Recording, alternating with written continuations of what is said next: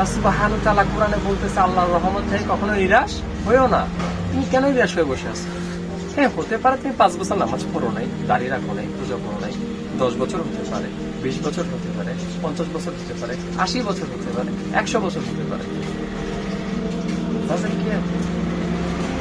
আল্লাহ সুবহানাহু ওয়া তাআলা doesn't care. আল্লাহ সুবহানাহু ওয়া তাআলার কাছে ক্ষমা চাইতে, আল্লাহ সুবহানাহু ওয়া তাআলার কাছে ফিরে আসতে কোনো মাধ্যম লাগে না, কোনো বাবার মাজার চাইতে হবে না, কোনো মসজিদে চাইতে হবে না, কোনো আলেম ওলামা মাশায়েখ কাউকে ধরতে হবে না। শুধু তুমি আর তিনি, এখন এইখানে এই মুহূর্তে তুমি আল্লাহ সুবহানাহু ওয়া তাআলার কাছে ফিরে আসতে পারো।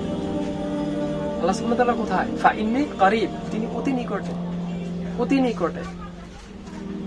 তিনি এত নিকটে, তুমি মনে মনে যা ভাবছো তিনি তা বোঝে, তিনি তা শোনে। ওয়াল্লাহি তুমি ভাবার আগে তিনি বুঝতে পারে।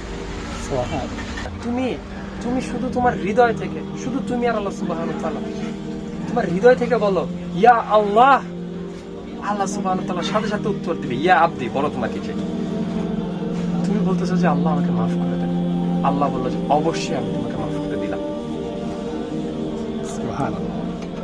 আল্লাহ সুবহানাহু ওয়া তাআলা বলতেছে তুমি যদি হামাগুড়ি দিয়ে আমার কাছে আসো, আমি হেঁটে হেঁটে তোমার কাছে আসবো।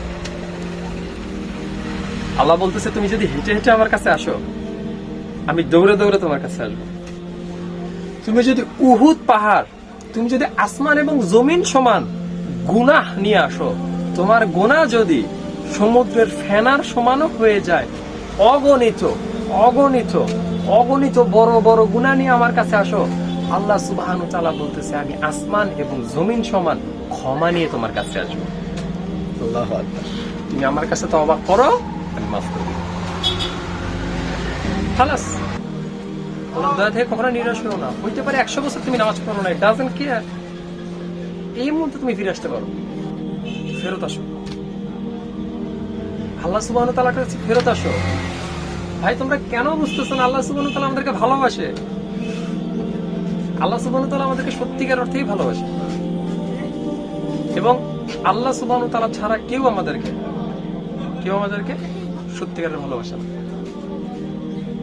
পৃথিবীর যে কোনো মানুষ, যে কেউ হইতে পারে, সবাই তোমাকে ভালোবাসে একটা নির্দিষ্ট স্বার্থের কারণে, সবাই তোমাকে ভালোবাসে অবস্থানের কারণে। একমাত্র আল্লাহ সুবহানাহু ওয়া তাআলা তোমার মালিক, তোমার রব, তিনি তোমাকে ভালোবাসেন নিঃস্বার্থ।